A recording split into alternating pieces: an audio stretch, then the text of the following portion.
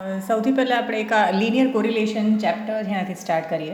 તો બેઝિકલી આપણે કહીએ કે આપણે જ્યારે કોમર્સ લઈએ તો આપણે અકાઉન્ટ્સ તો સમજાય કે ભાઈ આપણે બિઝનેસ રેકોર્ડ્સ રાખવાના હોય, પણ સ્ટેટિસ્ટિક્સમાં અમુક ચેપ્ટર્સ જે આપ્યા છે એ મેથેમેટિકલ કેલ્ક્યુલેશન્સવાળા હોય. તો પર્પોઝ એ છે કે કોઈ વખત કોઈ બિઝનેસ ડિસિશન લેવાની હોય તો એમાં એ હેલ્પફુલ થાય. આ ચેપ્ટર આપણે મોસ્ટલી કહી શકીએ કે શેર માર્કેટમાં, ઇવન મેડિકલ સાયન્સમાં પણ આ ચેપ્ટરનું ઇમ્પોર્ટન્સ છે. તો આ બધા ચેપ્ટર્સના કેલ્ક્યુલેશન્સ જે ફોર્મ્યુલાઝ આપ્યા છે એના કેલ્ક્યુલેશન્સથી આપણી થિંકિંગ એબિલિટીઝ એક્સપાન્ડ થાય અને આપણે કોઈ પણ ડિસિશન લેવી હોય તો એમાં એ હેલ્પફુલ થાય કેલ્ક્યુલેશન. એટલા માટે આ ચેપ્ટર્સ આપણને કોમર્સમાં આપ્યા છે. જેમ કે લિનિયર કોરિલેશન છે, એને સમજવા માટે આપણે એક એક્ઝામ્પલ લઈએ. જેમ કે બે વેરિયેબલ્સ છે ને, એક્સ એન્ડ વાય. એટલે ઇન શોર્ટ આપણે કહીએ કે લડશે કે તમે ક્યાંય જોબ કરવા ફ્યુચરમાં ગયા અને તમને એક્સ મતલબ એ લોકો કહે છે કે advertisement expense in rupees, in lakes કહી શકાય, અને સેલ્સ ઇન યુનિટ્સ છે. તો તમે કોઈ ડિપાર્ટમેન્ટમાં સર્વિસ કરવા ગયા અને તમને કીધું કે ભાઈ આપણે એડવર્ટાઇઝમેન્ટ કરવાથી સેલ્સ વધે છે કે નહીં એ તમે ચેક કરો. તો આપણે ડેટા આપ્યો છે, રૂપીઝ ઇન લેક્સ છે, લેટ્સ સે આ 1 લાખ છે, 2 લાખ છે, 3 લાખ છે, 5 લાખ છે, 7 લાખ છે.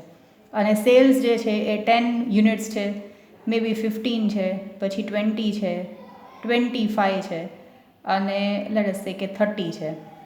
તો આ ડેટા જોઈને આપણે બેઝિકલી કહી શકીએ કે હા, જેમ જેમ આપણે એડવર્ટાઇઝમેન્ટ એક્સપેન્સ ઇન્ક્રીઝ કર્યા એમ સેલ્સમાં પણ ઇન્ક્રીઝ થયું એવું કહી શકીએ. તો આપણે કહી શકીએ કે ભાઈ હજી કદાચ આપણે એડવર્ટાઇઝમેન્ટ એક્સપેન્સ થોડા વધારે કરીએ તો સેલ્સમાં પણ આપણને ઇન્ક્રીઝ જોવા મળશે એવું આપણે કહી શકીએ. તો બેઝિકલી આ જોઈને આપણે થોડુંક એવું અંદાજો લગાવી શકીએ કે આપણે એડવર્ટાઇઝમેન્ટ એક્સપેન્સ વધારીએ તો સેલ્સ પણ વધી જાય એવું આપણે કહી શકીએ. બટ આપણે કોઈ પણ વસ્તુનું કંઈ પણ જજમેન્ટ આપીએ એના માટે આપણી પાસે રિઝનિંગ હોવું જોઈએ. તો લિનિયર કોરિલેશનમાં આપણને એક કોરિલેશન કોઇફિશિયન્ટ ફાઇન્ડ આઉટ કરવાનું હોય છે, જેને આપણે સ્મોલ આર કહીએ. એની ફોર્મ્યુલા છે. એ ફોર્મ્યુલામાં આપણે આનું કેલ્ક્યુલેશન મૂકીએ તો આપણને જે આન્સર આવશે એ લેટ્સ સે કે આપણે -1 અને +1ની વચ્ચે આવશે. -1 +1 એટલે આપણે એને 100% જેવું કહી શકીએ. તો 100%ની બદલે 1 લખે છે. તો આપણે આ બેયનું જે કનેક્શન છે ને, આ બેયનું કનેક્શન કેટલું સ્ટ્રોંગ છે એ ફાઇન્ડ આઉટ કરવા માટે આપણે આ કોરિલેશન કોઇફિશિયન્ટ ફાઇન્ડ આઉટ કરીએ. તો જેમ કે આ બેયના કનેક્શનનું લેટ્સ સે કે આપણે ફોર્મ્યુલા કેલ્ક્યુલેશન કરીએ અને આપણો આન્સર 0.90 આવે. જો આ ચેપ્ટરમાં દરેક વખતે આપણે જ્યારે આર ફાઇન્ડ આઉટ કરશું તો એનો આન્સર હંમેશા +1 ને -1ની નીચે જ આવશે. ક્યારે પણ 1થી વધારે આ સમનો આન્સર નહીં આવે. આ ચેપ્ટરના સમ્સ મોસ્ટલી 5 માર્ક્સના હોય છે, સૌથી મોટા સમ્સ, અને ટોટલ વેઇટેજ 15 માર્ક્સનું છે એટ પ્રેઝન્ટ. પછી કંઈ નેસેસરી ચેન્જીસ હશે તો એ જોઈ શકાય ફર્ધર. સો લેટ્સ સે કે આ 0.90 આવે તો આપણે કહી શકીએ કે 90% કનેક્શન છે આ બેની વેલ્યુઝમાં. તો આપણે કહી શકીએ કે હા, જેટલું એડવર્ટાઇઝમેન્ટ એક્સપેન્સ કરશું એટલું સેલ્સ વધશે. કોઈ વખત હોઈ શકે 90%ની બદલે લેટ્સ સે કે 0.76 આવ્યું તો 76% જ કનેક્શન છે કે એડવર્ટાઇઝમેન્ટ એક્સપેન્સ કરવાથી સેલ્સ વધે છે. દેટ મીન્સ કે ઓર ફર્ધર જોઈએ તો કોઈ વખત લેટ્સ સે કે કેલ્ક્યુલેશન કર્યું અને આન્સર આવ્યો 0.35. સો 0.35 મતલબ તો 50% કરતાં પણ ઓછું કનેક્શન છે આ બેમાં. તો એનો મતલબ કે સેલ્સમાં જે ઇન્ક્રીઝ ડિક્રીઝ થાય છે that is not due to advertisement expense.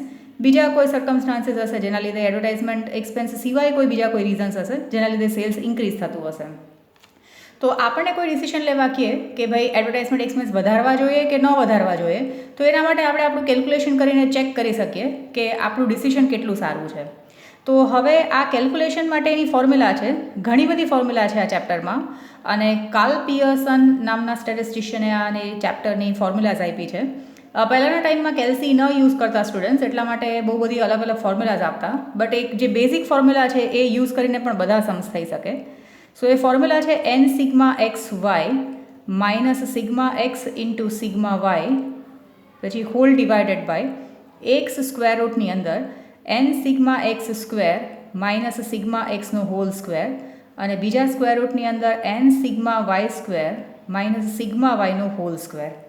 તો આપણે આ વેલ્યુઝ બધા ફાઇન્ડ આઉટ કરવાના છે. થોડું થોડું તમને યાદ હોય તો સ્ટાન્ડર્ડ ડિવિએશનમાં આવું થોડું કરતા હતા 11thમાં.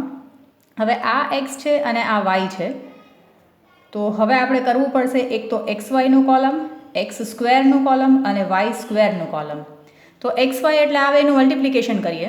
સો 10 1s are 10, પછી અહીંયા 15 2s are 30, પછી આ 3 into 20, પછી 125 અને 210. આપણે આ બધા જ કોલમનું ટોટલ કરવાનું આવશે. પછી આ એક્સ સ્ક્વેર છે એટલે આ એક્સના કોલમનો સ્ક્વેર, તો 1નો સ્ક્વેર એટલે 1, 2નો સ્ક્વેર એટલે 4, 3નો સ્ક્વેર એટલે 9, 5નો સ્ક્વેર 25 અને 7 7s are 49. સિમિલરલી અહીંયા વાયનો સ્ક્વેર, સો 10નો સ્ક્વેર 100, પછી આ 15નો સ્ક્વેર દેટ ઇઝ 225, 20નો સ્ક્વેર દેટ ઇઝ 400, 25નો સ્ક્વેર અને 900. પછી આ બધા જ કોલમનો ટોટલ કરવાનો આવશે. જેમ કે આનો ટોટલ કરીએ તો 7 8 9 10 15 16 17 અને 18. પછી આનો ટોટલ, આનો તમે ટોટલ કેલ્સીમાં કરી જોજો તો 100. પછી આનો ટોટલ, એવી રીતે આ બધાના ટોટલ કરીએ તો આવી રીતે આ બધા જ ટોટલ કરી નાખીએ તો આ ટોટલ આવશે. હવે આપણે કેલ્ક્યુલેશનમાં મૂકીએ તો એના પહેલાં જોઈ લે, જેમ કે આપણને આજે આ ફર્સ્ટ મળ્યું છે, આ છે 18 જે છે એ સિગ્મા એક્સ છે, આ વાયનો ટોટલ સિગ્મા વાય છે, એક્સ વાયનો ટોટલ છે એ સિગ્મા એક્સ વાય, આ સિગ્મા એક્સ સ્ક્વેર અને સિગ્મા વાય સ્ક્વેર. જો સિગ્મા એક્સ સ્ક્વેર અને સિગ્મા એક્સનો હોલ સ્ક્વેર આ બે અલગ અલગ છે, એટલે કેલ્ક્યુલેશન્સમાં એકવાર બરાબર જોજો. એન મતલબ આ પેર ઓફ ઓબ્ઝર્વેશન્સ, તો આ 1 2 3 4 અને 5 પેર છે એટલે 5. પછી સિગ્મા એક્સ વાયની જગ્યાએ આ 435. પછી ઇન્ડિવિડ્યુઅલ સિગ્મા એક્સ તો એ છે 18 અને individual sigma Y which is 100. પછી સ્ક્વેર રૂટ સિમ્બોલની નીચે અહીંયા એન એટલે વળી પાછા આ 5 pair of observations, sigma x square એટલે 88 માઇનસ એકલો સિગ્મા એક્સ વિચ ઇઝ 18 એનો હોલ સ્ક્વેર, અને સેકન્ડ સ્ક્વેર રૂટની અંદર એન એટલે again 5 sigma Y square, sigma Y square છે 2250 માઇનસ એકલો સિગ્મા વાય 100 એનો હોલ સ્ક્વેર. હવે ફર્ધર આને કેલ્ક્યુલેશન કરીએ તો આ 5 into 435, આ 435 મલ્ટીપ્લાઇડ બાય 5 કરીએ તો અહીંયા 2175 માઇનસ અહીંયા 1800. સ્ક્વેર રૂટ સિમ્બોલની અંદર અહીંયા આ 88 મલ્ટીપ્લાઇડ બાય 5 તો એ આવશે 440 માઇનસ આ 18 multiplied by 18 so 324. Second square રૂટની અંદર આ 2250 into 5 11250, પછી અહીંયા 100નો સ્ક્વેર. હવે આ 2175 માઇનસ 1800 સો 375. પછી અહીંયા આગળ નીચે 440 માઇનસ 324 સો 116. સેકન્ડ સ્ક્વેર રૂટની અંદર 11250 માઇનસ આ 10,000 સો 1250. હવે ફર્ધર આ બેના અલગ અલગ સ્ક્વેર રૂટ ન નીકાળવા હોય તો આપણે આ 116 મલ્ટીપ્લાઇડ બાય 1250 કરી જે પણ આન્સર આવે ડાયરેક્ટલી એનું સ્ક્વેર રૂટ સિમ્બોલ ઉપર પ્રેસ કરીએ તો આપણને મળશે 380.79. અહીંયા પોઈન્ટ પછી 78 બે વેલ્યુઝ લઈએ, પછી ત્રીજી વેલ્યુ જો 5 કે 5 કરતાં વધારે હોય તો અહીંયા એક આપણે પ્લસ કરી નાખશું. સો 380.79 લીધું. વન્સ અગેન આ 375 ડિવાઇડેડ બાય 380.79 કરીએ તો આપણને આવે છે 0.9847 છે, એટલે થર્ડ વેલ્યુ 5 કે 5 કરતાં વધારે હોય તો અહીંયા પ્લસ કરીએ, એટલે આપણે 0.98 પોઈન્ટ પછી બે વેલ્યુ આપણે લીધા હશે. તો 98% આ બેમાં કનેક્શન છે એવું પ્રૂવ થઈ ગયું ન્યુમેરિકલી. તો હવે આપણી પાસે રીઝન છે કે ભાઈ એડવર્ટાઇઝમેન્ટ એક્સપેન્સ હજી વધારે કરીએ તો સેલ્સમાં પણ ઇન્ક્રીઝ થશે, બિકોઝ આ બેમાં કનેક્શન જે છે એ 98% જેટલું છે એવું કહી શકાય.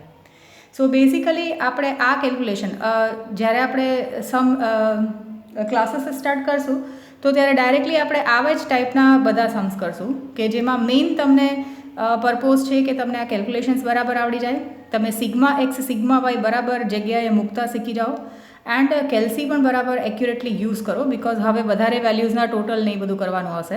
સ્ટાન્ડર્ડ ડિવિએશન તમે કરતા હતા 11thમાં તો આ પણ ક્લિયર થાય. એના પછી એક ઇલિસ્ટ્રેશન 5 છે પેજ 70 ઉપર ટેક્સ્ટ બુકમાં. હવે એ લોકોએ બીજી મેથડથી કર્યું છે, પણ આપણે અત્યારના વધારે ટાઈમ સુધી આ એક જ ફોર્મ્યુલા યુઝ કરશું, આ n સિગ્મા એક્સ વાય વાળી. એનાથી જોઈએ કે આપણે એક્યુરેટલી સમજાય છે કે નહીં. તો એક્સ અને વાય આપ્યું છે, રીડિંગ અવર્સ અને માર્ક્સ ઇન મેથ્સ. તો જેટલું વધારે વાંચીએ એટલા વધારે માર્ક્સ આવે એવું રાઈટ છે કે નહીં એ આપણે ચેક કરીએ કે કેટલું કનેક્શન છે. તો અહીંયા આગળ એક્સ અને વાય આપ્યું છે, તો આપણે આપણા કેલ્ક્યુલેશન માટે એક્સ વાય, એક્સ સ્ક્વેર અને વાય સ્ક્વેર કરવાનું આવશે. તો આ એક્સ વાયથી સ્ટાર્ટ કરીએ, જેમ કે આ 25 ઇન્ટુ 65, તો એ છે 1625. દેન 38 મલ્ટીપ્લાઇડ બાય 75, તો એ આવે છે 2850. દેન 30 મલ્ટીપ્લાઇડ બાય 68, તો આ 2040. દેન 28 મલ્ટીપ્લાઇડ બાય 70, તો 1960. દેન 34 ઇન્ટુ 72, 2448. દેન 40 ઇન્ટુ 79, 3160. અને 36 મલ્ટીપ્લાઇડ બાય 75, સો 2700. અને આ બધાનો ટોટલ કરીએ તો એ આપણને આ ટોટલ આવશે તમને 16783. અને કેલ્સીમાં તમે આ માર્કઅપના હેલ્પથી જલ્દીથી કરી શકાય, જેમ કે આ 25 ઇન્ટુ 65, પછી આ એમ પ્લસમાં પ્રેસ કરીએ. દેન 38 ઇન્ટુ 75, પછી આ plus 30 into 68. Then 28 into 70, 34 multiplied by 72, 40 multiplied by 79 અને 36 મલ્ટીપ્લાઇડ બાય 75. પછી આ બધું કેલ્ક્યુલેશન થઈ જાય પછી તમે આ એમઆરસી પ્રેસ કરશો તો તમને ડાયરેક્ટલી એનો ટોટલ પણ આવી જશે, તો તમારે ફરીથી કેલ્ક્યુલેશન નહીં કરવું પડે. પછી એક્સ સ્ક્વેર અને વાય સ્ક્વેર, સો 25નો સ્ક્વેર દેટ ઇઝ 625. આ એક્સના બધાના સ્ક્વેર હું અહીંયા લખું છું, જેમ કે 38 ઇન્ટુ 38 1444, પછી અહીંયા આગળ 900. દેન 28 ઇન્ટુ 28, સો 784. દેન 34 ઇન્ટુ 34, 1156, પછી 1600. આ એક્સના સ્ક્વેર કરીએ. એન્ડ 36 ઇન્ટુ 36 એટલે 1296. પછી આ લોકોનો ટોટલ, આ બધાનો આખો ટોટલ કરશો તો તમને આવશે 7805. સિમિલરલી વાય સ્ક્વેર કરીએ, દેટ ઇઝ 65 ઇન્ટુ 65 એટલે આ 4225. Then 75 into 75, 5625. Then 68 multiplied by 68, 4624. પછી અહીંયા 7 7 4900 ડાયરેક્ટલી લખી શકાય. 72 ઇન્ટુ 72, સો 5184. 79 ઇન્ટુ 79, સો 6241. અને પાછું આ 75નું 5625 લખી નાખીએ, એનો સ્ક્વેર, વાયનો સ્ક્વેર. અને પછી આનું પણ ટોટલ, તો એનો પણ તમે ટોટલ કરશો તો 36424 આવશે. પછી આ બેનો ટોટલ બાકી છે, એટલે આ આપણને sigma X, sigma Y, sigma x Y, sigma x square અને સિગ્મા વાય સ્ક્વેર મળશે. આ બેનો ટોટલ પણ કરી લઈએ. તો હવે આ બધાના ટોટલ થઈ ગયા એટલે આપણે વળી ફોર્મ્યુલા લખીએ. R is equal to n sigma x y minus sigma x into sigma y, પછી એક્સ સ્ક્વેર રૂટની અંદર n sigma x square minus sigma એક્સનો હોલ સ્ક્વેર, બીજાની અંદર n sigma Y square minus sigma વાયનો whole square. N મતલબ pair of observations, તો આ 1 2 3 4 5 6 અને 7 પેર્સ છે, સો 7. સિગ્મા એક્સ વાયની જગ્યાએ આનો ટોટલ દેટ ઇઝ 16783 માઇનસ એકલો સિગ્મા એક્સ 231, એકલો સિગ્મા વાય 504. નીચે એક સ્ક્વેર રૂટની અંદર એન મતલબ પાછું 7, સિગ્મા એક્સ સ્ક્વેર એટલે 7805 માઇનસ ઇન્ડિવિડ્યુઅલ સિગ્મા એક્સ. જો એવું હોય તો વિડીયો થોડું રિપીટેડલી જોઈ લેજો કે ક્યારે કયું યુઝ થાય છે, કારણ કે આ સિગ્મા વાય સ્ક્વેર છે દેટ ઇઝ ડાયરેક્ટલી ટોટલ 36424, અને આ એકલો સિગ્મા વાયનો હોલ સ્ક્વેર છે એટલે આ 504નો હોલ સ્ક્વેર. પછી ફર્ધર કેલ્ક્યુલેશન કરીએ તો અહીંયા જેમ પહેલાં કર્યું હતું એમ આ 7 મલ્ટીપ્લાઇડ બાય 16783, સો એ આપણને આવશે 117481 માઇનસ 231 મલ્ટીપ્લાઇડ બાય આ 504, સો એ આવશે 116424. નીચે આપણને આવશે પહેલાં 7 મલ્ટીપ્લાઇડ બાય આ 7805, so that is 54635 minus 231 into 231, કારણ કે એનો હોલ સ્ક્વેર છે, સો 53361. બીજા સ્ક્વેર રૂટની અંદર 7 મલ્ટીપ્લાઇડ બાય 36424, સો એ આવ્યું 254968 માઇનસ આ 504 ઇન્ટુ 504, સો એ આપણને આવશે 254016. પછી ફર્ધર કેલ્ક્યુલેશન કરીએ આ બેનું માઇનસ. જો ફર્ધર કેલ્ક્યુલેશન કરશું એટલે આ બેનું માઇનસ કરીને આ, પછી આ બેના માઇનસ, પછી મેં તમને કીધું એમ આ 1274 મલ્ટીપ્લાઇડ બાય 952 કરી, પહેલાં મલ્ટિપ્લિકેશન કરી અને પછી સ્ક્વેર રૂટ સિમ્બોલ પ્રેસ કરે તો આ લાસ્ટ વેલ્યુ આવશે. પછી એને ડિવાઈડ કરશો તો આપણને આન્સર આવે છે, આને લાસ્ટને ડિવાઈડ કરશો તો આપણને આવે છે 0.9597, એટલે 9597 છે એટલે ફાઇનલી આપણે 0.96 લખી શકીએ. ટેક્સ્ટબુકમાં આન્સર જે આવે છે એ જ આવે છે, બટ એ લોકોએ મેથડ અલગ કરી છે અને આપણે આ XY વાળી મેથડથી કરીએ છીએ. તો આ જરા જોઈને રાખજો તો